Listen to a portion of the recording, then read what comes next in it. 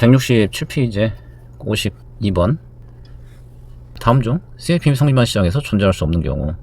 보기들이 뭐 숫자만 그냥 툭툭 던져놨기 때문에 좀 뭘 체크하라는 얘기냐, 요걸 여러분들 해석을 하셔야 돼요. 우선 1번 보기 보면 두 주식에 대해서 기대 수익률, 그 다음에 표준 편차들 정보가 주어졌네요. 1번하고 3번을 같이 볼까요? 3번 마찬가지 기대 수익률, 표준 편차가 주어졌네요.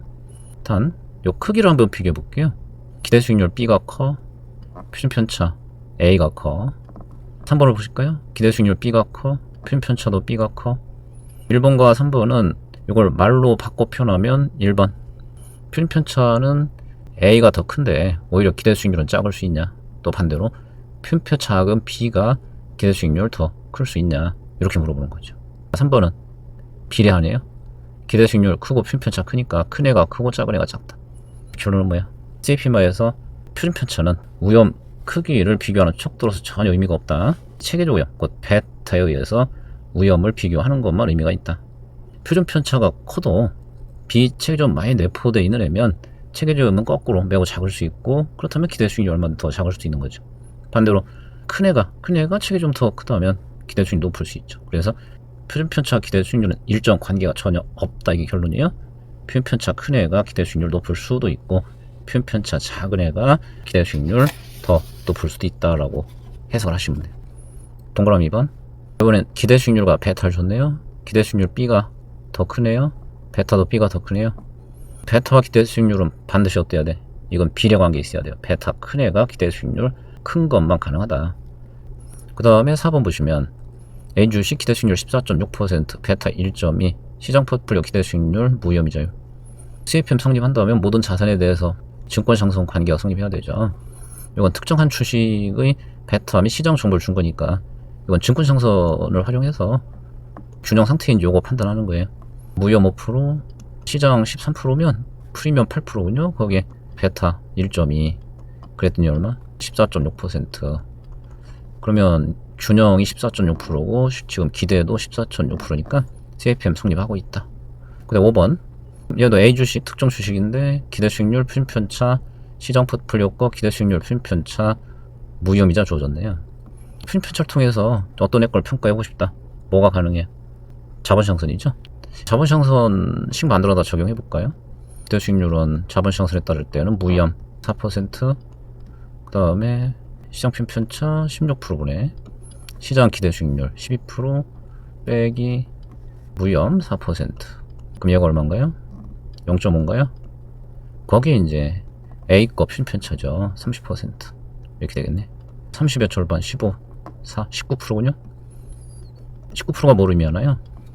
만약 얘가 자본시장 선상에 놓여 있었더라면 그때의 이 표준 편차에 상응하는 적정 기대 수익률이잖아요. 그런데 A 주식 기대 수익률이 얼마? 20% 이렇게 돼 있죠. 이게 사실이라면 A를 자본시장선 그림에다 표시했을 때 어떻게 될까? 자본시장선 위쪽에 표시가 되겠지.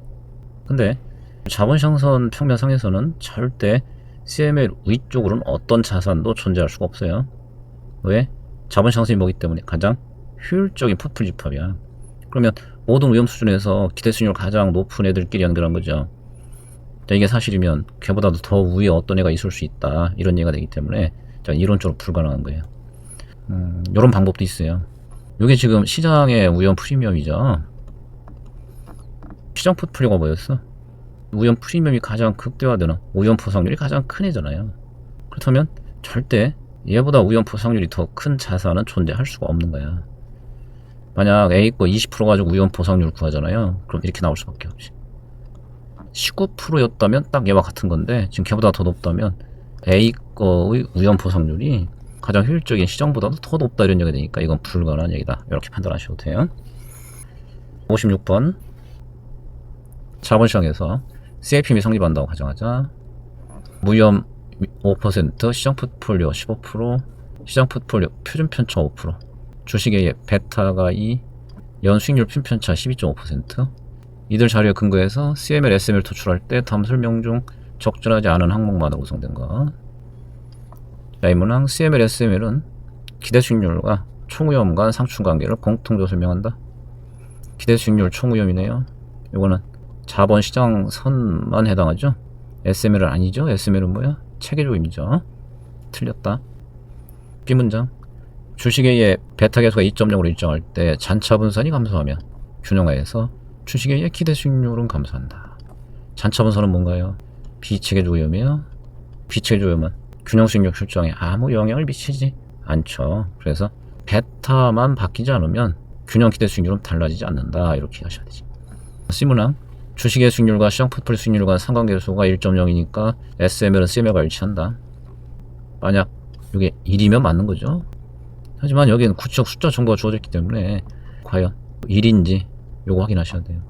상관계수 우리가 찾아낼 때 가장 손쉬운 방법은 뭐예요? 베타 주어졌잖아요. 베타 1에 그럼 이건 뭐가 돼야 돼? 상관계수 A급 핀편차 얼마예요? 12.5% 나누기 시장 핀편차 5%네요. 이렇게만 하셔도 되겠다. 요게 요 자체로 2보다 훨씬 크죠. 2.5인가요? 요 자체가 2.5야. 그러면서 최종 2가 돼야 돼. 그럼 얘는 1보다 당연히 작겠죠. 0.8일 것 같은데 그죠? 요게 잘못된 거예요. 실제 구해보면 상관계수 1이 아니고 0.8이었다. D문장 요거 이미 본 거네요. 시장 포트폴리오 우연포 상률 가장 크다. 맞는 것이고 요거 아까 틀렸고 마지막 문장 SML 이용해서 비율적 개별 자산의 균형 수익률을 구할 수 있다. SML은 모든 자산이죠. 그럼 효율적이든 비효율적이든 뭐 개별 자산이든 다 가능하죠. 58번 자본상선과 증권상선 설명으로 틀린 것. 동그라미 1번 CML, SML 증권 우염과 기대 수익과 관계를 나타낸다. 이거는 공통점이죠. 맞아요. 동그라미 2번 CML, SML은 모든 증권에 적용된다. 단지 CML은 편차, SML은 베타. 뒷부분은 맞죠. 요거 맞죠. 얘가 틀렸죠. SML만 모든 증권, CML은 모든 증권이 아니고 효율적 포트폴리오죠. 3번 균형하에서 모든 증권의 위험과 기대 수익률 관계가 CML상에 위치하는 건 아니다. SML이면 균형일 때 모든 증권이 SML상에 있는 거죠. 하지만 CML상에서는 효율적인 애만 선상에 있잖아요. 비록 균형이어도 비효율적인 애는 선상에 있지 않게 되는 거지. 따라서 균형이어도 선상에 위치하지 않는 애가 당연히 존재할 수 있는 거예요. 네 번째, CML 교육기는 효율적 포트폴리오의 위험 판단에 대한 보상이다. 구체적으로는 결국 뭐가 돼? 시장 포트폴리오 필편차 대비 위험 보상 비율 이거였죠. 그 다음에 5번 균형하에서 모든 증권의 기대 수익률은 SML상에 위치한다. 아까 3번 하느라고 말씀드렸네요. 균형이면 SML상에서 모든 증권이 다 선상에 있어야 되고 비록 균형이어도 CML 상에서는 선상에 위치하지 않는 애가 있을 수 있다. 그럼 비슷한 문장 한두 개 더 보고 이걸 좀 정리를 해볼게요. 59번에 5번만 먼저 볼까요? SML상에 있는 자세라고 해서 모두 다 CML상에 위치하지 않는다. 맞아요. 이걸 좀 정리를 해볼게요. 우선 CML 선상에 있다, 있지 않다. SML 선상에 있다, 있지 않다. SML은 뭐였어요? 균형이냐 불균형이냐. 균형이면 모든 자산이 SML 선상에 있어요. 불균형이면 선상에 존재하지 않는, 선상에 놓이지 않는 자산들이 있을 수 있다. CML은 뭐예요? 효율적이냐 비효율적이냐예요. 효율적 포트폴리오만 선상에 있는 거고 비효율적인 건 다 선 아래쪽에 있다. 그러면 균형이야. 그럼 SML 상에서는 모든 자산이 다 선상에 있죠. 하지만 균형이어도 CML 상에서는 효율적인 애만 선상에 있는 것이고 비효율적인 애는 선상에 놓여 있지 않게 되는 거죠. 그래서 이러한 차이점을 한 번 더 정리해 둘 수 있도록 하세요. 171페이지 62번. 이걸 통해서 반드시 증권상선을 다시 한번 정리하고 가셔야 돼요. CFP에 관한 설명으로 틀린 것. 동그라미 1번 시장 우연 프리미엄은 항상 0보다 커야 된다. 물론 맞아요. 이거 따로 설명드릴게요. 동그라미 2번 시장 포트폴리오 무염간 상관계수 정확히 0이다. 무염 자산은 상수이기 때문에 얘하고의 상관계수는 어떤 애든 다 0이에요. 동그라미 3번 아까 봤네요. 4번 무염 자산의 기대 수익률은 무염 수익률보다 항상 높아야 된다. 요게 틀린 건데 1번하고 4번 요걸 좀 정리하고 가세요. 증권상선 무염 수익률 시장 포트폴리오 우연 프리미엄 여기에 베타 곱한 거죠. 동그라미 1번은 요 얘기를 하고 있는 거예요. 요거 뭐래요?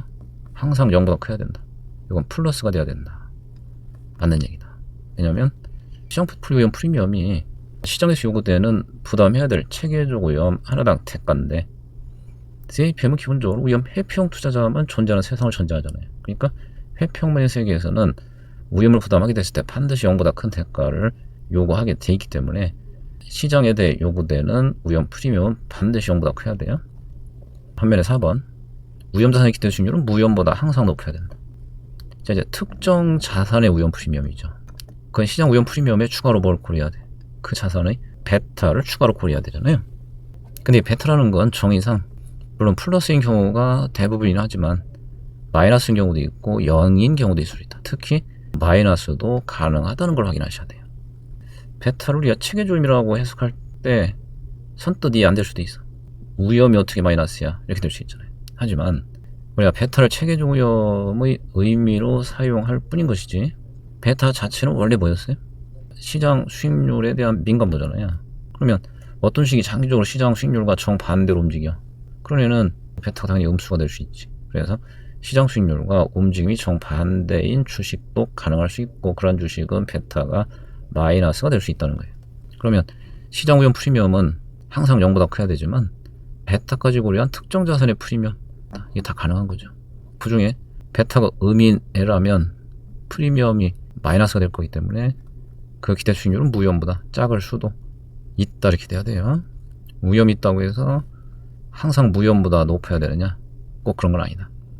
베타가 음이면 더 낮을 수도 있다는 거죠.